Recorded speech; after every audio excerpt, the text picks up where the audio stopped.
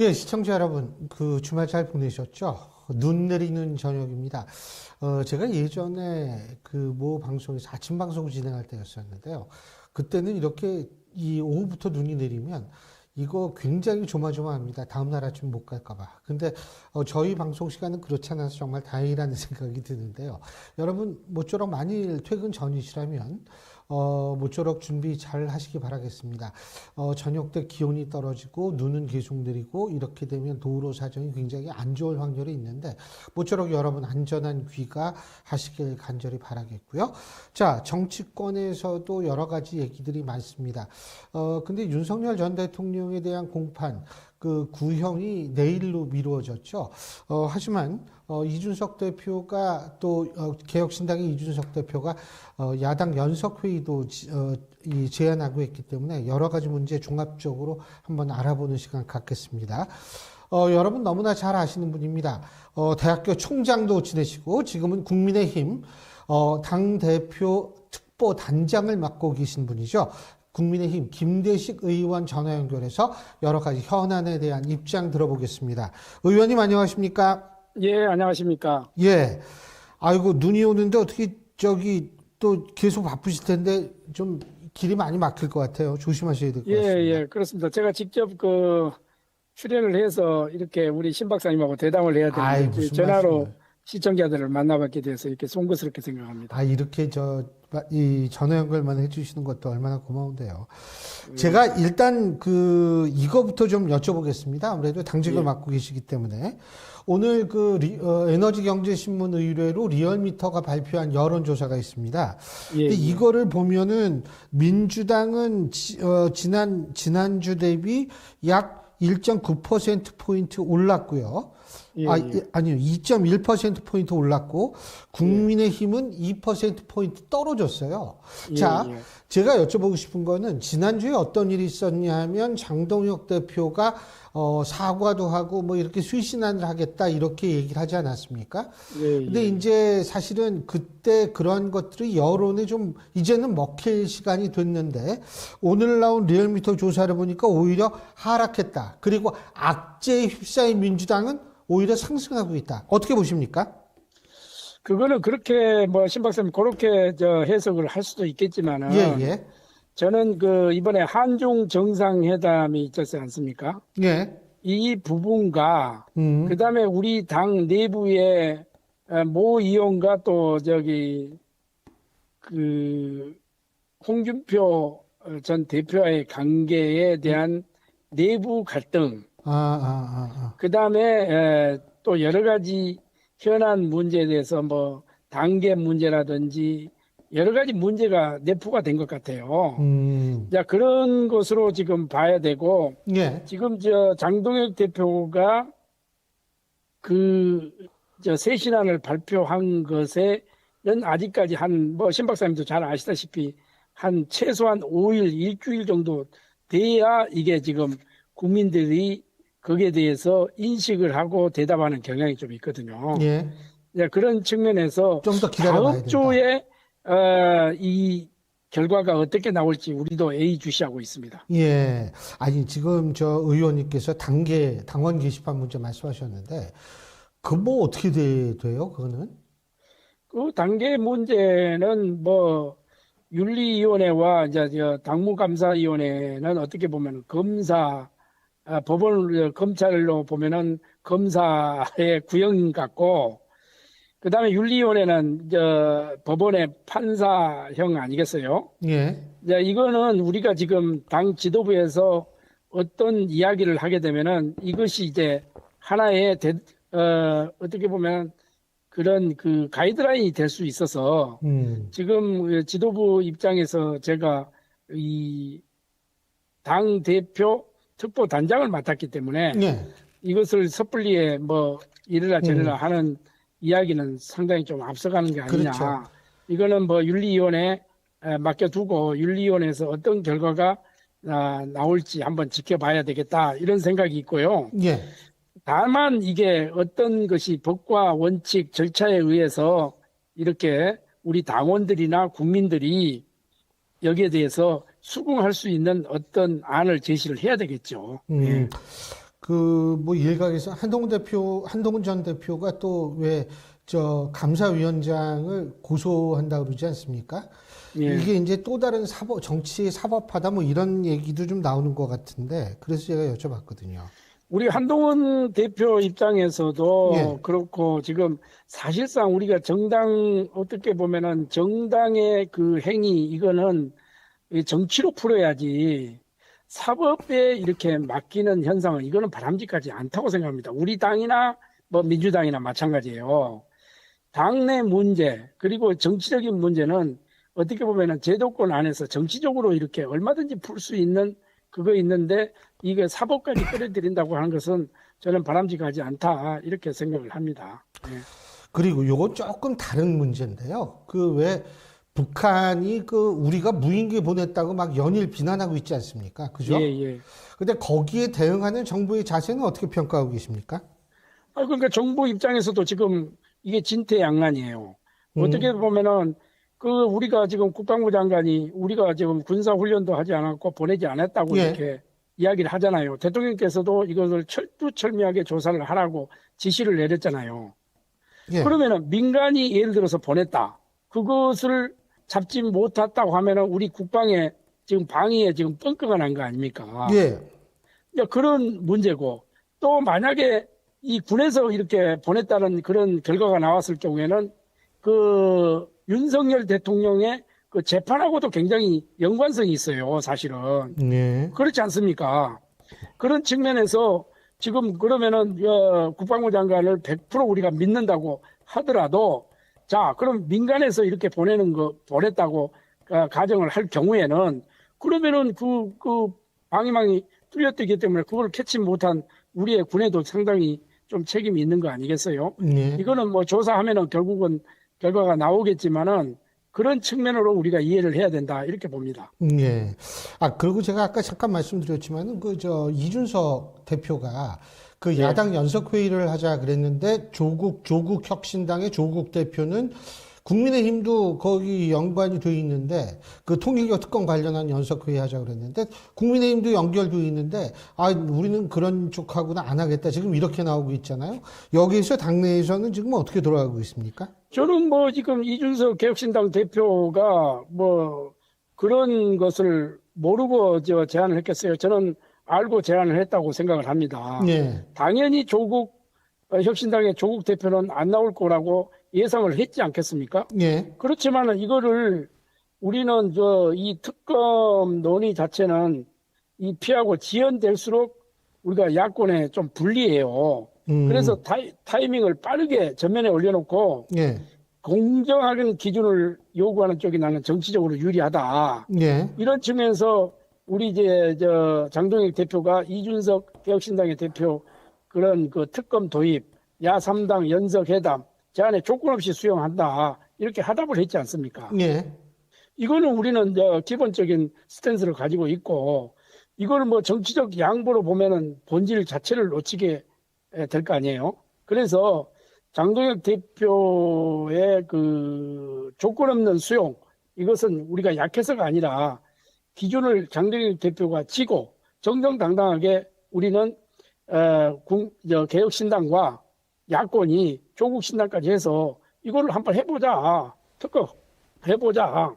이런 것 자체가 뭐 정치적으로 상당히 우리가 유리하지 않겠어요? 중요한 거는 수용 여부가 아니라 어느 진영에도 애 없는 기준을 관철할 수 있느냐 없느냐 그 출발점으로 저는 적절한 이 판단이라고 이렇게 보고 제가 생각해도 조국 혁신당의 조국 대표는 안 나올 줄 알았습니다. 제가. 예. 근데 지금 민주당은 통일교 플러스 신천지를 얘기를 하고 있고요. 특검을.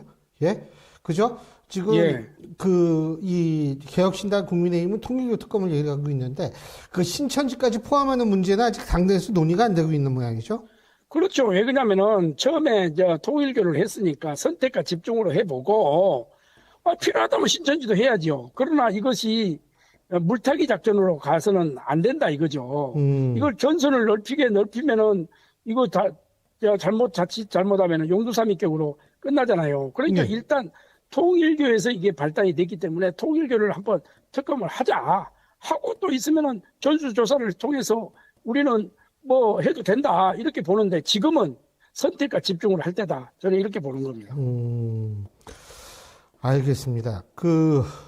지금 다른 당력인데 김병기 전 원내대표 아직까지 지금 현재가 5시 10분 49초 지나가고 있는데 지금까지는 이 민주당 윤리심판원의 결과가 안 나왔거든요. 근데 오늘 내로 나올 거라고 보는데 어떻게 보십니까? 이 문제에 대해선? 이게 지금 그 민주당 지도부에서도 실기를 한 것 같아요.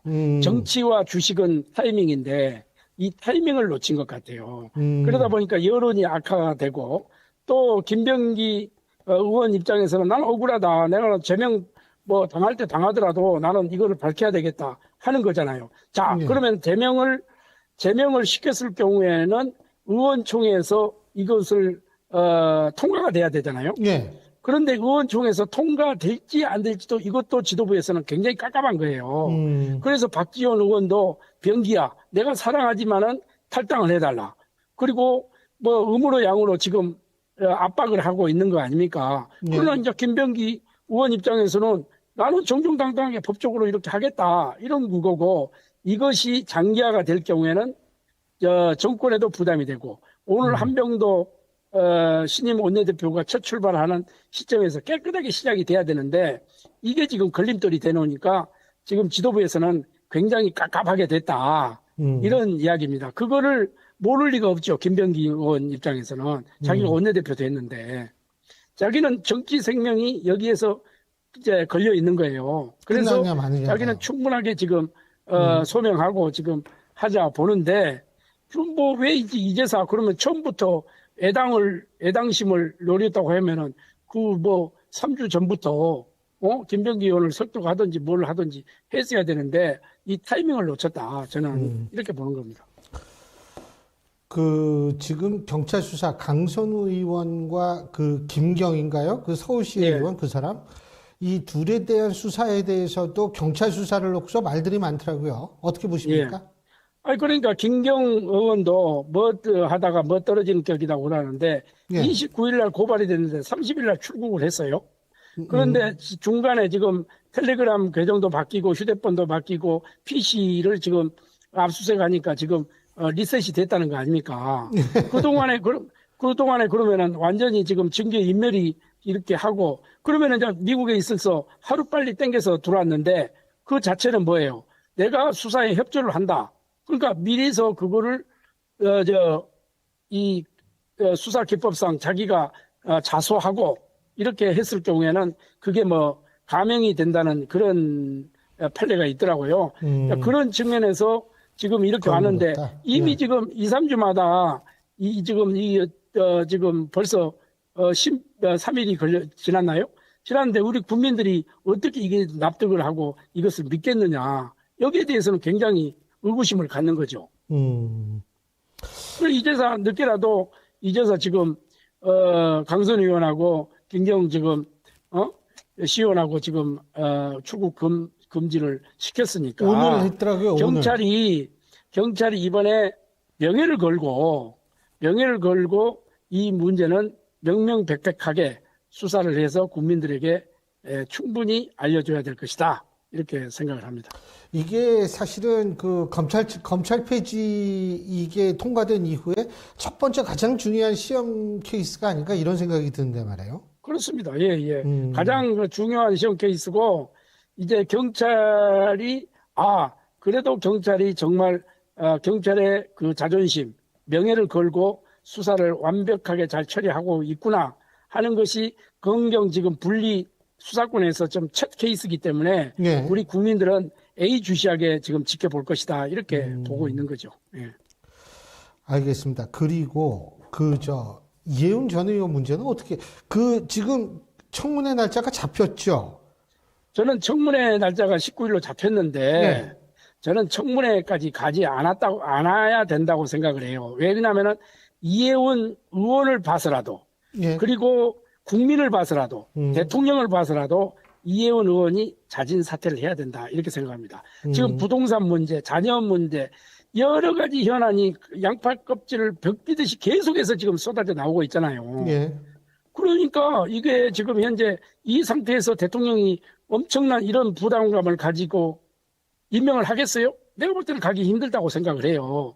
그런 측면에서 왜 또 그러냐면은 가장 그한 게 군 문제, 또 부동산 문제 이런 것이 특혜 중에 특혜라고 생각하기 때문에 젊은이들의 가장 아킬레스건을 지금 다 건드려 놨잖아요, 지금. 이런 문제들이 굉장히 심각하다. 그래서 저는 이혜원 의원 자신을 위해서, 국민을 위해서, 대통령을 위해서라도 본인이 자진 사퇴하는 게 맞다. 이렇게 보는 겁니다. 근데 그 강선우 의원 그 여가부 장관 케이스를 보면은 청문회 끝난 다음에 이 사퇴하지 않았습니까? 그죠? 그렇습니다. 예, 예. 근데 이 강선우 의원 케이스와 지금 이혜훈 전 의원 경우하고 좀 차이가 있다고 보십니까? 아니, 강선우 의원의 문제는 그때 당시에 도덕성 문제였잖아요. 갑질이었죠, 갑질. 예. 갑질 지도자가 허약하고 나약한 그 의뢰 관계에 있는 사람한테 갑질을 했다는 거 한 거잖아요. 예. 그것보다 10배, 20배가 더 크지요, 이거는. 강선우 의원 의혹보다도 10배, 20배 더 크다. 그렇죠. 예, 예. 이혜훈 전 의원은 그런데 지금 야당이 한 60건 정도의 자료 제출을 요구했는데 아직까지 응한 게 없다라고 그러더라고요. 그러니까 계속 우리가 자료 요구를 하는데 왜 자신이 없는 거예요. 그리고 나서 청문회 가가지고 그 시간만 잘 때우고 되면은 뭐 된다. 이런 사고를 가지고 있는 거이지만은 국민들은 그것을 용납하지 않지요. 우리 국민의힘 국회의원들이 이혜원 후보자한테 개인적인 감정이 뭐 있겠어요. 국민을 대표해서 청문회를 하고 검증을 하는 과정 아니겠습니까? 그러면은 실질적으로 수신제가 직국 청천하라고 공직자를 하려고 하면은 수신제가를 먼저 해야 되는데 이게 안 됐다는 거죠. 그래서 어떻게 직국 평천을 하겠어요? 알겠습니다. 그리고 또 하나는 이제 이 민주당에서 왜 보궐선거 하지 않았습니까? 최고위원, 예, 예. 그죠? 거기에서 이른바 이제 언론의 표현입니다. 친청 둘에 친명 하나다. 뭐 이런 거 나오고, 그런데 원내대표에 있는 비교적 개파색이었다라고 평가되는 삼선의 한명도 의원이 선출이 됐는데, 자, 이 부분은 이 특보단장으로서 어떻게 보십니까? 저는 한명도 신임 대표가 당선된 것을 굉장히 축하를 합니다. 진심으로 축하를 합니다. 아실 거 아니에요, 대충은. 개인적으로도 제가 오래됐고 또 그 예산결산특별위원회 위원장으로서 활동을 했고 거기서 여야를 아우르면서 협치의 노력을 제가 옆에서 지켜봤습니다. 그리고 굉장히 합리적인 분이에요, 이분이. 그리고 협치, 소통을 할 수 있는 그런 그 분이라고 저는 생각을 해서 지금 현재까지 우리가 여야가 22대 국회에 들어와 가지고 1년 반 동안 계속 대립과 갈등의 관계로 왔잖아요. 네. 그래서 4개월짜리 원내대표지만은 상당히 기대를 하는 것은 소통과 협치를 할 분이다. 이렇게 생각해서 막 밀어붙일 게 아니라 어떤 법도 여야가 협치하고 토론하고 논쟁을 통해서라도 이게 합의에 도달할 수 있는 것을 좀 이끌어내야 된다. 그게 지금 계속해서 정쟁만 일삼을 게 아니라 지금 물가 문제, 지금 대외적인 관계 문제, 여러 현안들이 산적해 있거든요. 그러한 문제들을 정말 테이블 위에 올려놓고 여야가 소통하면서 협치하면서 잘 이끌어줬으면 좋겠다 하는 그런 측면에서 저는 그 한병도 신임 원내대표에 대해서 기대하는 바가 크다 이렇게 말씀을 드립니다. 근데 정청래 대표 체제는 더 강화될 것이다. 최고위원이 친청 그렇습니다. 왜냐하면 친청이 2명이 됐고 친명이 1명이 됐잖아요. 예. 그래서 지금 정청래 그 대표의 친청 체제는 강화될 수밖에 없습니다. 5대4가 됐잖아요. 예. 집행부에 5대4가 됐기 때문에 이 정청래 이 대표는 내년 다시 한번 당 대표에 도전할 그런 밑그림을 지금 그리고 있을 거예요. 제가 보기에는. 그러면은 만약에 그때까지는 발톱을 숨기고 있는 거죠. 음, 오로지 명분은 이재명 정부의 성공을 위해서 우리는 한 목소리를 낸다.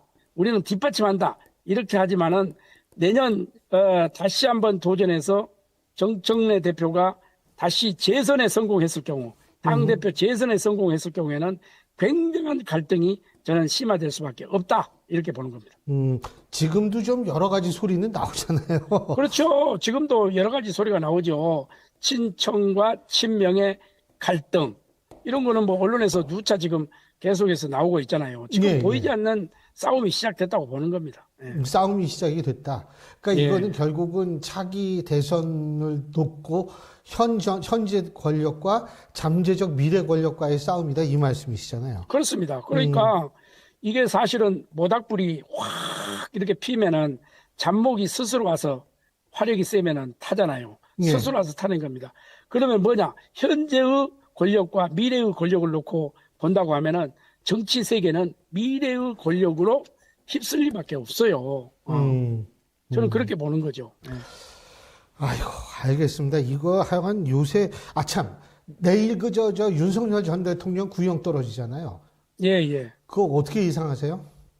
저는 이래도 지금 뭐 답은 나와 있다고 생각을 합니다. 어떤 답이요? 이래도 무기징역, 이래도 사형, 둘 중에 하나 아니겠어요, 지금? 보면은?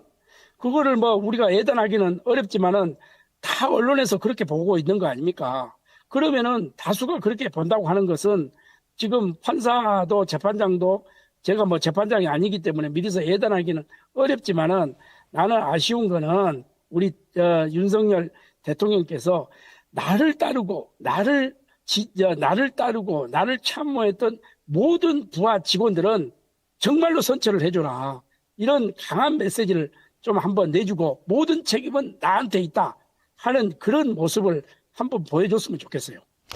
일각에서는 특검이 만약 사형을 구형했을 때에는 상당히 좀 이 혼란이 일어나고 또 그 국민의힘에 대한 뭐 일부 동정론 뭐 이런 것도 나올 수 있다라는 얘기도 나오더라고요.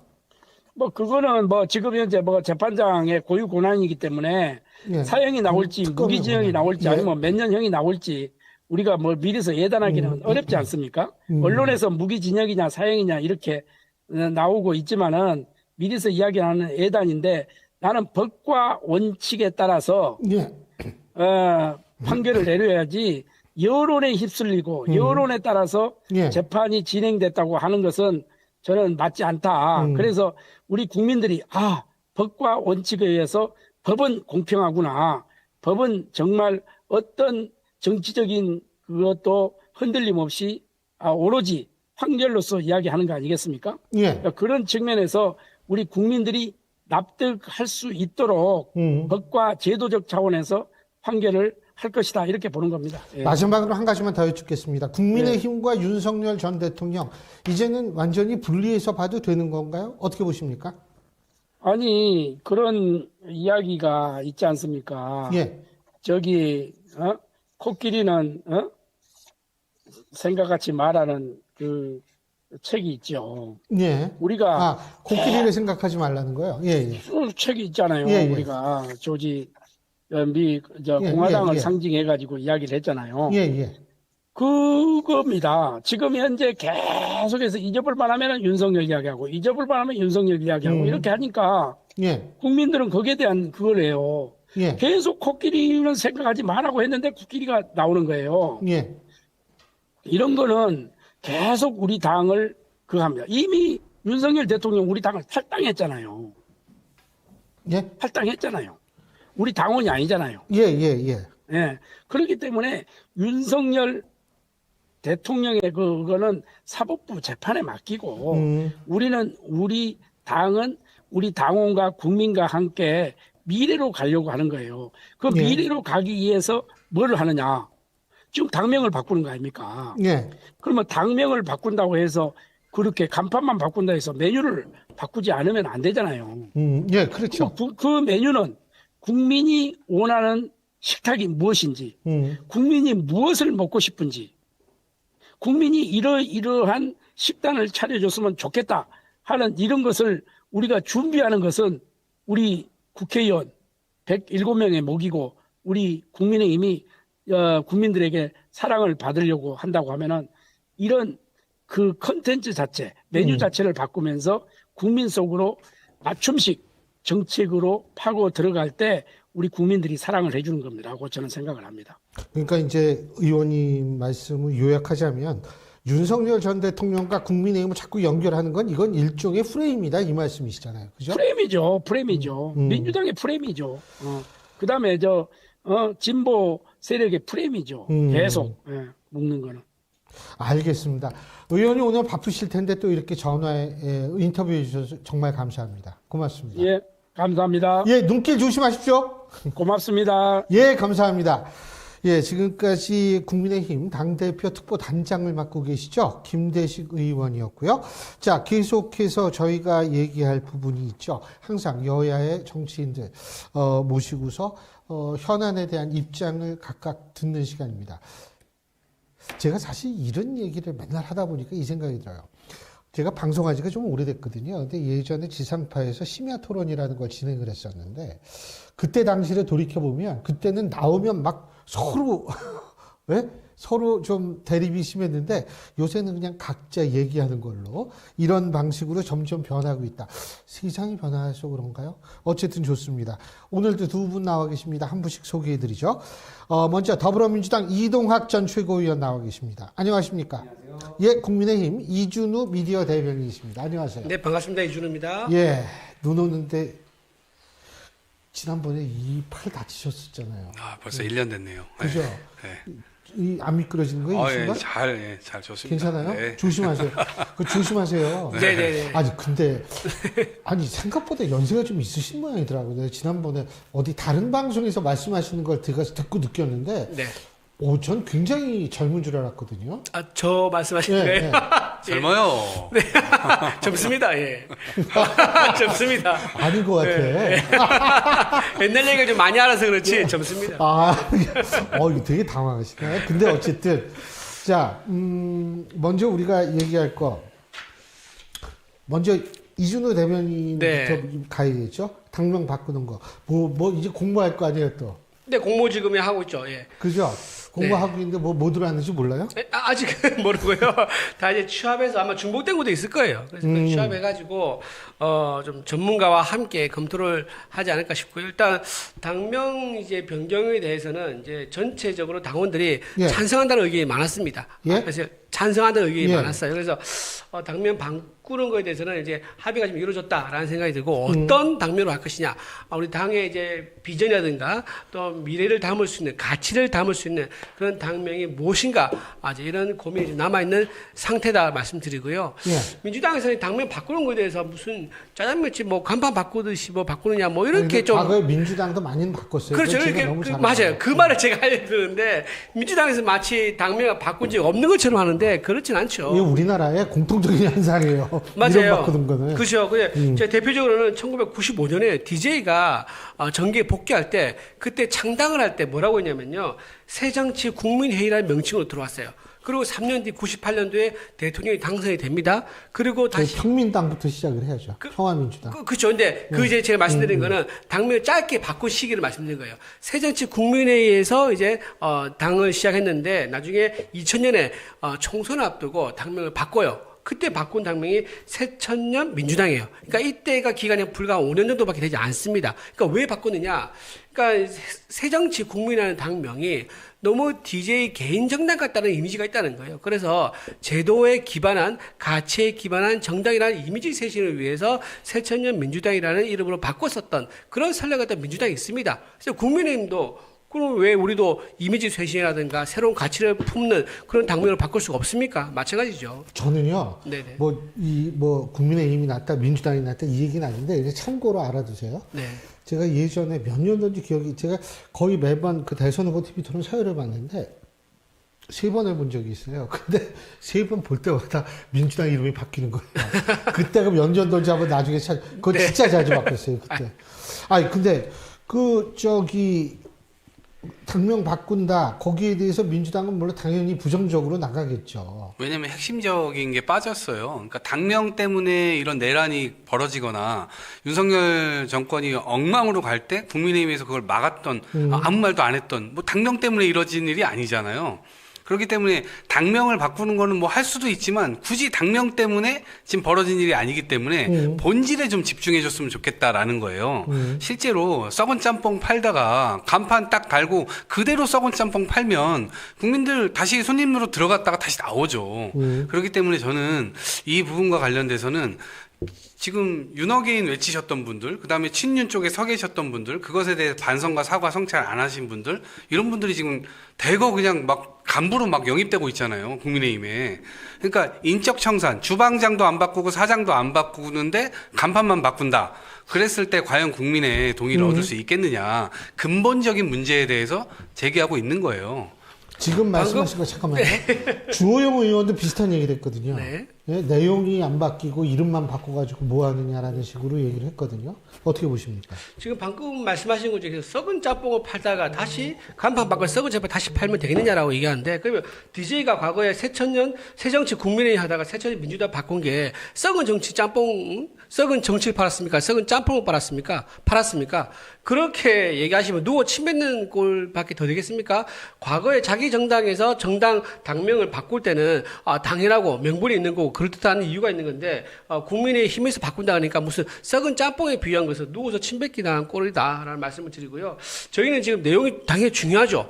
내용이 우선적으로 중요하고 그 다음에 이제 명칭을 부수적인 효과를 노리면서 이제 우리는 바꾸는 거다라고 말씀드리고요. 쇄신한 말씀 들었습니다. 우리는 이제 청년을 보고 가고요. 전문가 네트워크로 가고 그다음에 국민 속 정당이라는 그런 가치를 품고 가겠다라고 말씀을 드렸기 때문에 그 내용에 대해서는 차차 저희가 지방선거를 앞두고 보여드릴 것이다 말씀드리고 일단은 첫 번째 단추로 우리 당이 결수할 수 있는 계기를 만들자, 환경을 만들자.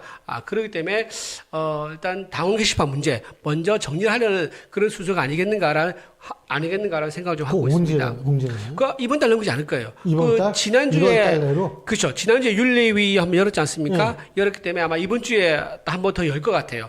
열어서 이제 소송을 이제 대비하면서 결론을 내고 나면 소송을 대비하죠. 왜냐하면 이거를 윤리위에서 결론 내면서 어떤 이제 한동훈 대표가 그걸 수용 안 하고 소송을 대비할 수 있거든요. 가처분 신청할 수가 있단 말이에요. 그거에 대비한 이제 윤리위 심사를 하기 때문에 아주 꼼꼼하고 증거에 기반한 그런 심사를 하고 있기 때문에 시간이 좀 걸릴 수밖에 없다. 하지만 1월을 넘지 않을 것이다. 저는 그래 봅니다. 이게 지금 보니까 국민의힘에서 공식적으로 발표한 걸 보니까 국민의힘 당원이 77만 명이래요. 그동안 100만 명이라고 얘기해 오다가 이번에 당원 투표한 거니 77만 명. 근데 그거는 정확한 수치는 될 수가 없죠. 왜냐하면 각 당이 당원 수는 정확히 밝히지 않잖아요. 그런데 본인들이 77만 명이라고 얘기를 했고 이 중에 25%가 투표를 했다고 했습니다. 그러면은 실제로 보면은 전체적인 77만 명을 전체로 놓고 보면 12, 3% 정도 투표한 거거든요. 찬성에 투표한 거거든요. 나머지는 투표를 안 하거나 반대한 사람들인 거잖아요. 그러니까 지금 요 섹터 가지고 지금 요거를 추진하고 있기 때문에 엄청나게 무슨 대의를 가지고 추진하고 있는 것인가, 여기에 대해서 좀 생각이 좀 다르고요. 그 다음에 두 번째로는 청년 전문가 영입해가지고 네트워크 정당 만들겠다라고 얘기를 하는데 실제적으로는 지금 고성국 씨가 당 지도부가 직접 가가지고 당원 이거 받아오고 그러다 보니까 실제로는요 여기에 지금 새로운 인물들이 가는 게 아니고 윤어게인 외치셨던 분들, 부정선거 외치셨던 분들, 이런 분들이 지금 대거 들어오고 있는 와중이고 실제로 이 내란 과정, 계엄 과정, 탄핵 과정을 거치면서 극우 아스팔트 세력들이 사실상 국민의힘에 잠입을 마쳤다 라고 평가해도 제가 볼 땐 크게 과언이 아닌 것 같습니다. 그런 차원에서 과연 인재들이 그렇게 들어갈 만큼의 어떤 이 공간이 있겠는가라는 생각이 들고요. 우리 지금 말씀하신 대로 한동훈 전 대표가 게시판 싸움을 지금 원래 첫 번째 지금 화두로 들고 있는 거잖아요.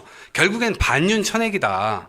이제 그런 점에서 실제로 국민들의 소구하기 위한 간판이 아니고 그냥 간판은 제가 볼 때 그냥 수에 불과한 것이고 실제 정치가 해야 되는, 국민의힘이 해야 되는, 국민들이 기대하고 있는 그 헌법 테두리 안으로 들어오는 것은 영영 멀리 가고 있는 것이 아닌가 생각합니다. 저는 민주당에서는 그렇게 따지면요 김어준 음모론 추종자들이 대거 대거 입당해서 만든 정당이냐라고 묻고 싶습니다. 김어준 씨가 얼마나 많은 허위 정보를 많이 퍼뜨렸습니까? 대표적으로 연평도 해제라든가 천안함 사건 같은 경우는 북한의 소행이 아니다라고 해서 미군 얘기를 하고요. 국정원 소행도 얘기를 했었습니다. 그리고 우리가 자폭했다는 얘기도 그런 취지로 또 얘기도 했었거든요.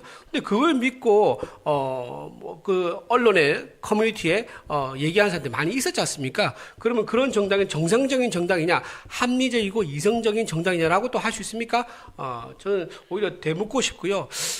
특히 개딸들이라는 세력들, 그러니까 묻지도 않고 따지지도 않고 오로지 이재명 당시 당 대표만을 위해서 일극 체제를 위해서 몸바쳤던 그런 정당, 그리고 그런 당원들이 있는 정당이 과연 민주적인 정당이냐, 그리고 비명 행사를 통해 가지고 일극 체제를 행사해서 모든 반대 세력을 일거에 숙청해버리는 그런 정당이 민주적인 정당이냐, 정작 민주당이야말로 민주가 없는 거 아니냐, 그렇게 되묻고 싶다는 말씀드립니다. 그 김어준 씨 음모론에 대해서는 뭐 워낙 많이 얘기를 해서 그런데 지금 말씀하신 내용은 제가 이게 조금 확인을 나중에 좀 해야 될 것 같아요. 그런 얘기를 했는지 제가 잘 몰라가지고.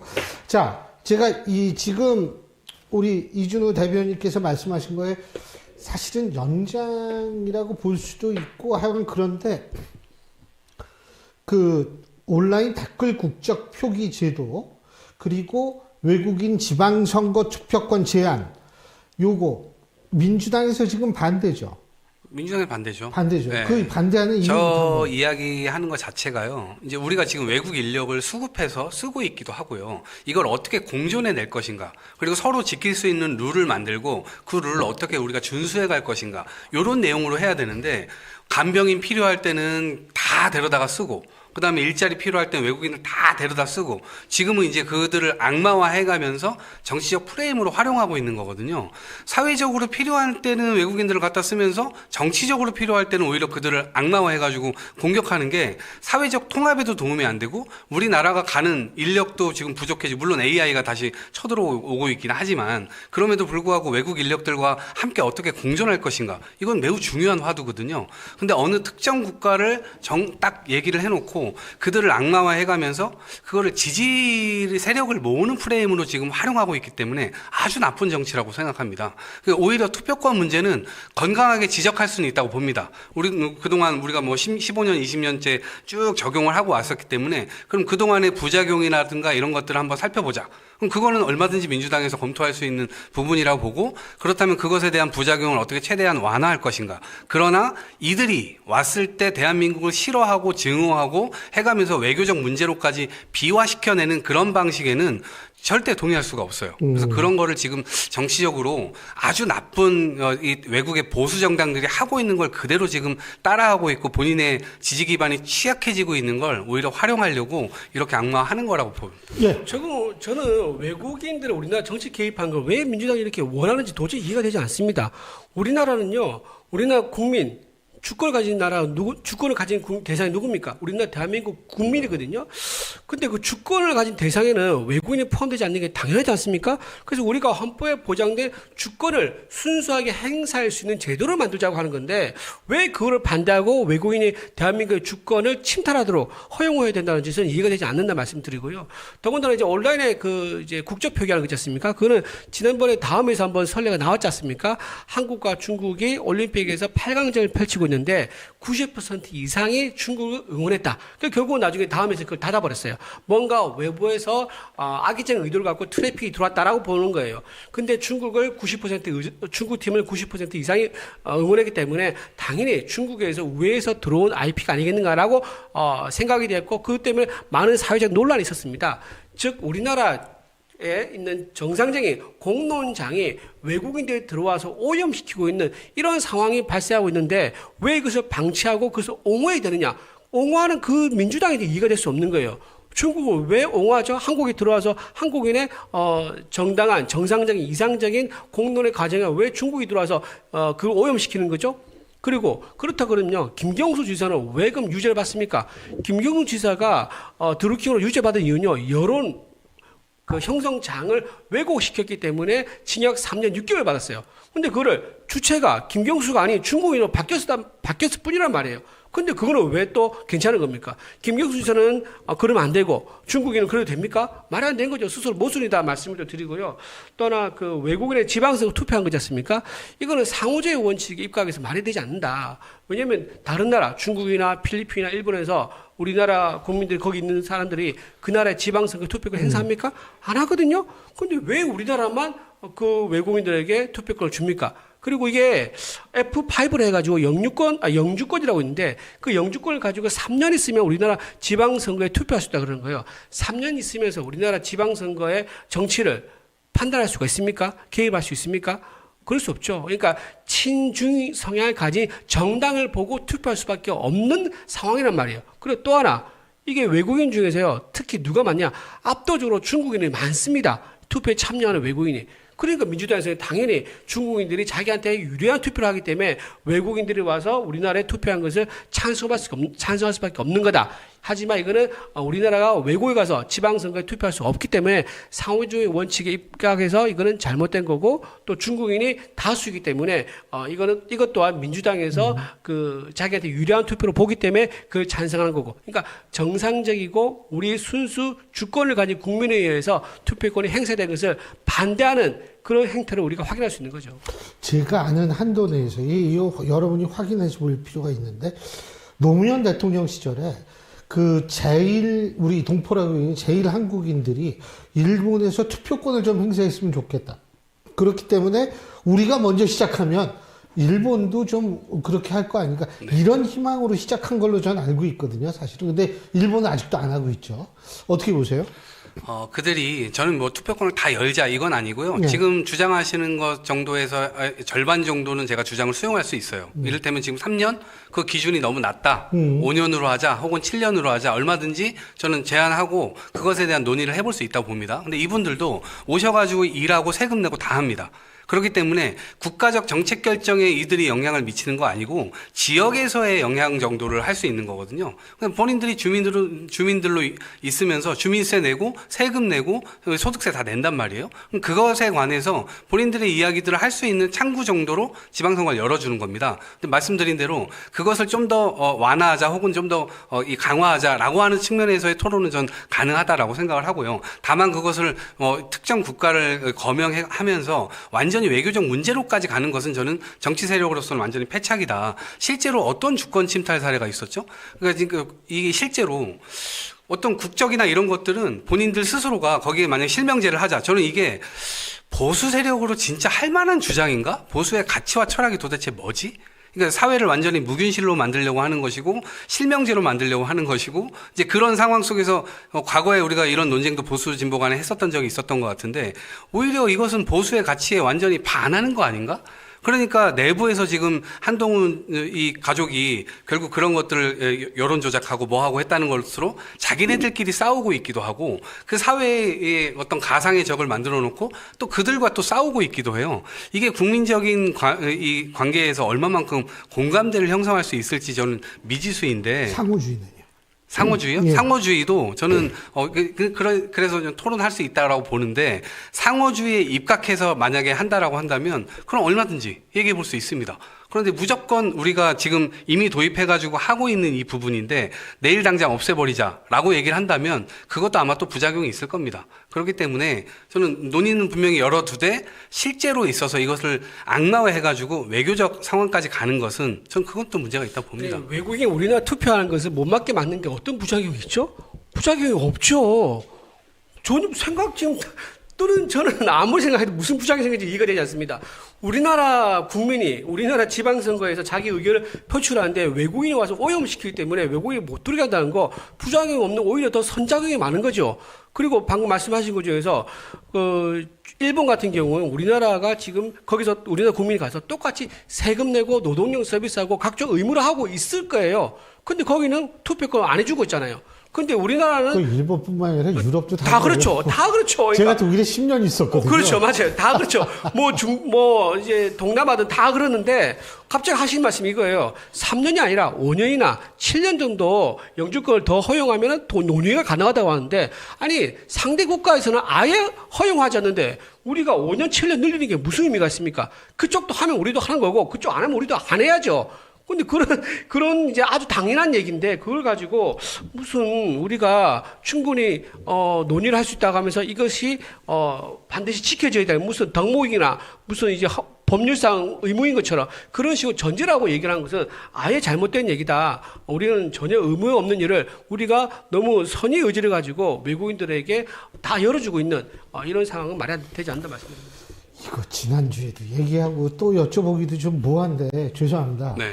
이혜원 전 의원은 어떻게 되는 겁니까? 아니 일단 요 하나만 예, 짚고요. 예. 그러니까 저는 사회통합과 관련된 부분이어서 외국인들이 어찌됐건 우리나라에 들어와서 일정 부분의 역할을 해주고 있다. 그럼 이들과 조화주의를 선택할 거냐, 동화주의를 선택할 거냐, 여러 또 주의에 대한 이 관점이 또 달리 있습니다. 근데 우리나라가 어찌됐건 이들과 함께 공동의 시민으로 살아간다라고 하는 느낌을 좀 주기 위해서는 이러한 게 전 일정 부분 좀 필요하다라고 생각하고, 다만 지금 요건에 대해서 3년, 이거는 제가 생각해도 좀 짧다라는 느낌이 들어요. 그래서 그 부분에 대해서는 좀 더 열린 자세로 토론을 해보자라고 하는 입장이고, 이혜훈 이 장관 지명자와 관련돼서는 저는 지금의 여론상 만약에 이런 분들이 고위공직자가 되는 순간 저는 상당 부분 이재명 정권의 장관 입각하는 사람들의 기준이 상당 부분 완화돼가지고 실제로는 이 고위공직자의 자가 어쨌든 본인데 그 본을 지키지 못하는 하나의 사례로 남을 수가 있겠다. 그렇기 때문에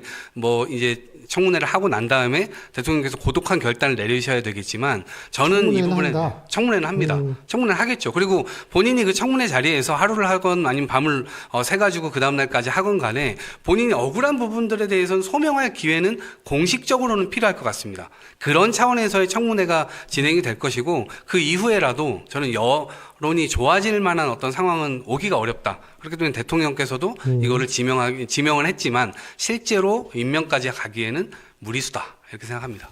저도 짧게 말씀드리면서 이혜원 길게 하셔도 돼요. 예. 지금 이제 내가 눈치 준 것처럼 예. 다음 주제 넘어가시니까 또 그래서 양해 말씀드린 건데, 지금 이제 말씀하시던 노동시장하고 정치를 섞어서 그 가치가 동등한 것처럼 전제라고 얘기를 하시니까 자꾸 이런 오류가 생기는 것 같습니다. 노동시장은요, 국제화 시대고 무역화 시대고 하기 때문에 당연히 교류가 있을 수 있죠. 하지만 어느 나라든 간에 절대 양보하지 않는 게 있습니다. 그 나라의 이제 헌법과 그 나라의 국력과 그다음에 그 나라의 이제 주권, 이거는 영토, 이런 거는 양보를 안 해요. 어느 나라도 양보를 하지 않는데 왜 우리나라만 양보를 해야 된다 전제를 깔고 얘기하시는지 도무지 이해가 되지 않는다. 어느 나라도 지금 외국인에 대해서 그 나라에서 투표권을 행사한 것은 허용한 나라가 없다. 우리나라가 유일하다라고 하는데, 그것을 굉장히 노동시장이 개방됐기 때문에 그 사람들과 어울리기 위해서는 정치도 개방한다라는 그런 논리는 솔직히 궤변이 아닌가 싶은 생각이 듭니다. 그리고 이혜원 좀 말씀드리면, 이혜 후보자 말씀드리면, 지금 너무 나갔다 이렇게 의혹이 많이 나오는데, 설사 장관 자리에 올라간다 한들 과연 장관으로서 제 역할을 할 수 있겠느냐. 가는 곳마다 계속 본인 의혹에 대해서 해명을 해야 될 일이 많을 건데, 그럼 부처에 있는 공무원들이 장관 지시 따라서 집중해서 일할 수 있겠느냐라는 의문이 든다 말씀드리고요. 이혜원 후보 관련해서는 지금 가장 제가 보기에 심각한 게 지금 이제 청약 비리, 요거 문제 같아요. 이거는 이제 가족 부양자 수를 줄여가지고, 늘려서 점수를 74점 만들었지 않습니까? 근데 원래 정상적이라면 그 아들이 결혼했기 때문에 69점이 돼가지고 탈락이 된다 그러더라고요. 근데 이렇게 됐을 경우에는요, 그걸 취소를 해야 됩니다. 취소를 해야 되고, 그와 비슷한 사례로 청약을 속인 경우, 청약 부정을 저지른 경우가 수원에서 이혜원 후보자와 비슷한 경우인데 징역 1년형을 받은 적이 있어요. 대부분이 집행유예거나 벌금인데, 이런 식으로 고의로 아주 이제 의도적으로. 어쨌든 집행유예도 실형이니까. 그렇죠. 그것도 실형이죠. 근데 어떤 이런 식으로 의도적으로 해가지고 하는 경우에는 수원에서 그냥 집행유예도 없이 징역 1년이 나온 선례가 있단 말이에요. 그래서 지금 이혜원 후보는 인사청문을 받을 게 아니라 수사를 받아야 되는 상황이다라고 말씀드립니다. 근데 그 이혜원 전 의원도 이게 호랑이 등에 타서 지금 계속 가는 거 아닌가 이런 얘기도 있더라고요.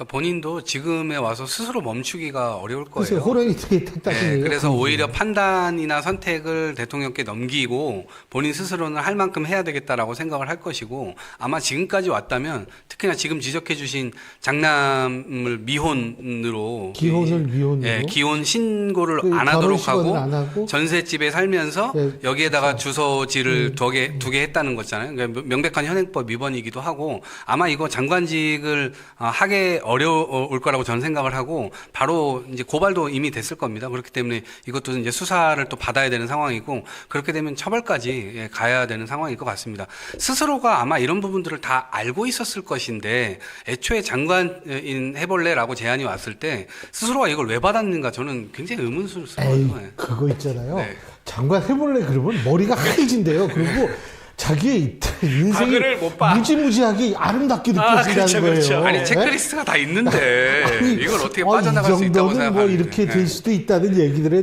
남이 하더라고요. 체크리스트에 냉정하게 체크를 안 한 거예요. 네. 그 지금 또 하나는 뭐 이것도 뭐 거의 매주 우리가 얘기하는데 그 좀 상황이 바뀌었어요. 김경시 의원이라는 사람 네. 어젠가 들어왔잖아요. 네, 그죠? 네, 네, 네. 근데 지금 경찰 수사를 놓고서 말이 많아요. 지금 강선우 의원하고 김경시 의원하고 두 사람에 대한 압수수색도 아마 어젠가 실시가 됐을 거예요. 그렇죠. 이 말들이 많은데 어떻게 평가하세요? 경찰 수사. 저는 경찰이요, 제 개인적인 의견입니다. 경찰이 아직까지 증거인멸을 다 안 했으면 어쩌지? 굉장히 걱정하고 있는 것 같아요. 그렇지 않고서는 이런 상황이 이해가 되지 않습니다. 지금 열흘 넘게 김경시 의원이 지금 미국에 갔을 때가 아니겠습니까? 거기 있으면서 텔레그램을 2번이나 재가입을 했단 말이에요. 그 단말기 2번 바꿨는지 모르겠지만 어쨌든 증거인멸을 굉장히 적극적으로 하고 있다. 그리고 미국으로 갔다는 것은 본인 사건이 배당된 그 다음 날 갔는데 이거는 해외 도피다라고 얘기할 수밖에 없는 거고요. 또 해외 도피한 상태에서 변호인을 통해 가지고 뭐를 냈죠? 자술서가 아닌 자수서를 냈어요. 이거는 뭐냐, 강선우 시의원과 상당히 강선우 의원.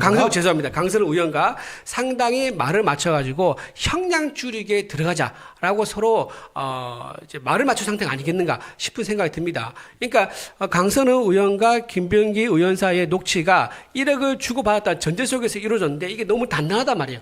이거를 깰 수가 없어요. 그러다 보니까 1억은 인정하자. 근데 금방 주고받았다. 이렇게 얘기하면 이게 정상 참작이 돼서 집행유예라든가 또는 벌금 이렇게 형이 낮아질 수가 있어요. 그걸 노리고 강선우 의원과 함께 말을 맞춰서 빠져나갈 수 없으니까 형량 낮추기로 전략을 바꾼 게 아니겠는가 싶은 생각이 좀 듭니다.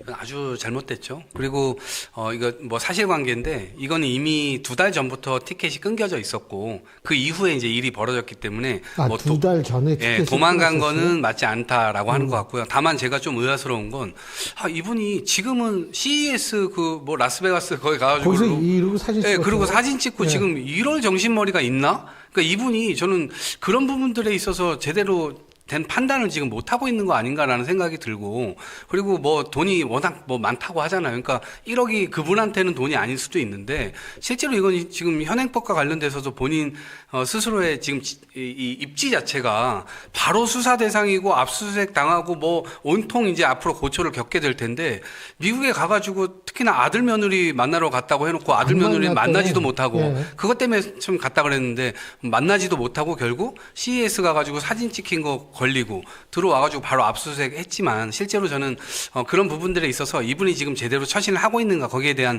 문제인식이 하나가 있고 두 번째로는 경찰은 지금 뭐 오늘도 이제 검찰 관련돼서 지금 뭐 개혁안들이 나왔지만 실제로 경찰이 앞으로 수사력이나 이런 것들이 집중될 거란 말이에요. 그럼 엄청난 권한을 주고 있는 그 역사적 흐름이 지금 쫙 가고 있는데 이런 것들 여당과 관련된 일들을 제대로 처리하지 못하면 실제로 이 경찰은 오히려 심판의 대상이 된다. 이거 철두철미하게 뭐 김병기 전 원내대표든 강선우 의원 건이든 이거는 철두철미하게 수사해서 한 점 의혹도 없이 확실하게 밝혀야 된다. 그렇지 않으면 이건 뭐 이 여당이 뒤에서 뭔가 뒤를 또 봐주고 뭔가 가감했다는 얘기를 들으니 여당으로서도 곤혹스러운 일일 거니와 당연히 경찰 스스로도 지도부도 지금 역사적으로 확실하게 판단을 해서 이 수사에 임해야 된다 이렇게 생각합니다. 네. 그 김병기 전 의원 말씀하셨는데 오늘 윤리심판원 지금 민주당 윤리심판원 회의가 열리고 있는데 어떻게 결론이 날 거라고 보세요? 오늘 한병도 원내대표가 오늘 무조건 결론낸다라고 얘기했다 그러더라고요. 아마 비상징계권을 발휘를 할 것 같아요. 그래서 그거는 지도부가 하는 거죠. 지도부가 하는 거죠. 최종 지도부가 하는 건데 어쨌든 제가 보기에는 뭐 본인이 탈당 안 한다고 했고 그리고 오늘 나왔던 얘기 또 약간 실망스러운 게 뭐냐면은 윤리심판원에 참석할 때 그 앞에 기자들하고 얘기 잠깐 하거든요.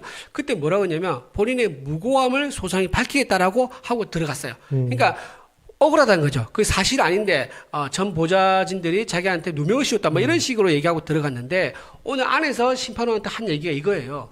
3년이 지났기 때문에 징계 징계 시효가 지났다라고 얘기를 했다는 거예요. 그러니까 들어갈 때 해명과 실제 들어가서 해명이 완전 다른 거죠.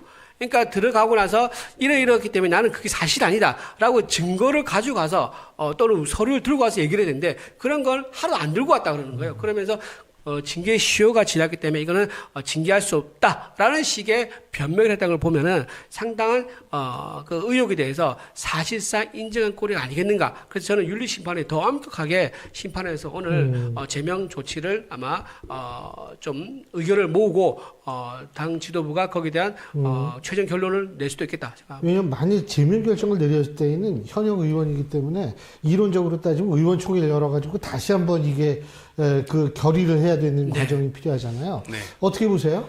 저는 만약 윤리심판원에서 지금 뭐 소멸시효 3년 뭐 이런 거 얘기를 하면 그러한 규정에 맞춰서 할 수가 없다라고 나올 수도 있을 것 같아요. 근데 저는 그건 굉장히 우려되는 상황이라고 보고 만약에 그렇게 나온다고 했을 때는 이 징계를 지도부에서 해야 됩니다.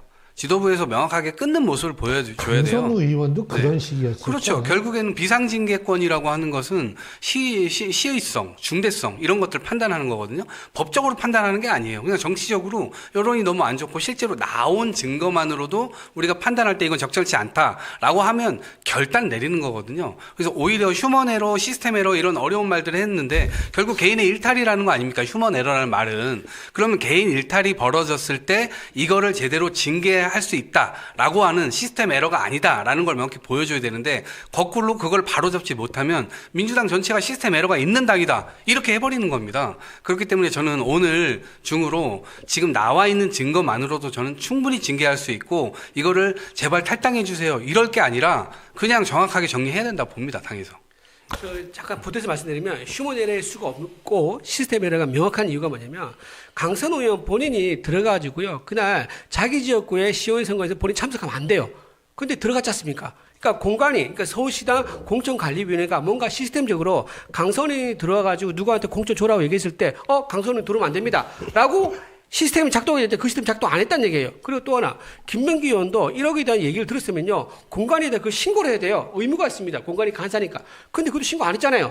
그러니까 시스템 제대로 작동 안 한 거예요. 그러니까 시스템 에러가 명백한데도 불구하고 정청래 당대표는 이걸 휴먼 에러라고 축소하려고 그러니까 이거는 제대로 당에서 처리할 의지가 있느냐라는 그런 비판이 나오는 거죠. 정청래 대표 얘기를 하는데 이번에 그 최고위원 보궐선거에서 뭐 이건 언론 표현이에요. 친청 둘에 친명 하나 뭐 이런 식으로 나오는데 어떻게 평가하십니까? 그냥 갈라치기라고 생각을 하고요. 네, 그런 거에 동의 안 하고요. 저희는 그런 거에 넘어가지도 않습니다.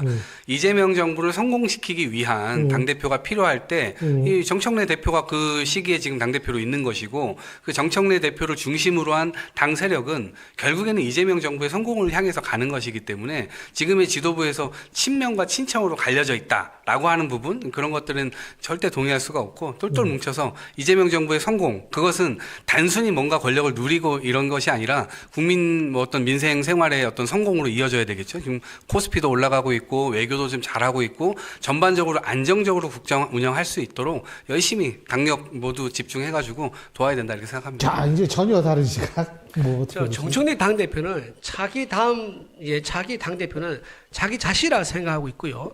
이재명 대통령은요, 자기 당대표는 김민석 총리라고 생각하고 있습니다. 그런데 어떻게 이게 갈등이 없을 수가 있습니까? 명천 갈등이 명백히 있는 상황인 거고, 지금도 보면은 대통령실에서는요, 광역단체장들을 대통령실에서 많이 배출하려고 합니다. 수석들이라든가 비서실장 이런 분들을 내보내려고 하는데, 정청래 당대표 생각은 다르죠. 본인이 당대표까지, 본인이 최대한 공적권을 많이 행사해가지고, 자기 지분을, 자기에게 빚을 진 사람이 그 광역시단체장에 나가서 당선되면은 그 조직을 이용해서 자기는 다음 대선까지 가겠다는 이런 플랜을 가지고 있는데, 어떻게 이재명 당대표와 함께 손을 맞잡고 갈 수가 있겠습니까? 대통령과 함께. 대통령과 함께 손을 맞잡고 갈 수가 있습니까? 이건 그런적으로 서로 목표한 게 다르기 때문에 당정 갈등이 있을 수밖에 없다고 말씀드리고요. 지금 이제 9명 중에서 최고위원이 5대 4가 돼가지고 정청래 당대표의 어떤 지도부 체제가 좀 안정적이 보입니다. 근데 이게 아슬아슬 위태롭죠. 왜냐하면 5대 4지만 이게 4대 5가 되는 거는 한 명만 넘어가면 된다는 얘기거든요. 한 명만 넘어가서 그 넘어간 사람들이 전부 다 사퇴해버리면요, 정청래 당대표 지도부가 해체됩니다. 이런 불안불안한 상황에 있는 것도 오히려 눈여겨볼 포인트다. 누가 이재명 이제 대통령이 어떤 식으로든 최고의 누구 한 명을 속된 말로 꼬드길 수 있는 거죠. 자기 바로 안쪽 감아가지고 내가 너한테 잘 줄 테니까 일단 정청래 당 지도부 해체하자. 이렇게 하면요, 한 명 넘어와서 무너진 건 순식간입니다. 이런 위태로운 상황이 현실이다. 말씀드립니다. 뭐 무너지라고 물 떠놓고 기도하시는 것 같은데 그럴 일 없고요. 한동훈 대표 처리나 잘 하십시오. 진짜 그것도 흥미로운 부분이에요. 예, 오늘 두 분 말씀 여기까지 듣겠습니다. 고맙습니다. 고맙습니다. 예, 제가 오늘 방송 서두에도 말씀을 드렸습니다만 지금 눈이 굉장히 많이 오고 있습니다. 여러분 모쪼록 눈 피해 없도록 대비 잘 하시기 바라겠고요. 저는 내일 저녁 5시에 여러분 다시 찾아뵙겠습니다. 좋은 저녁 되십시오. 고맙습니다.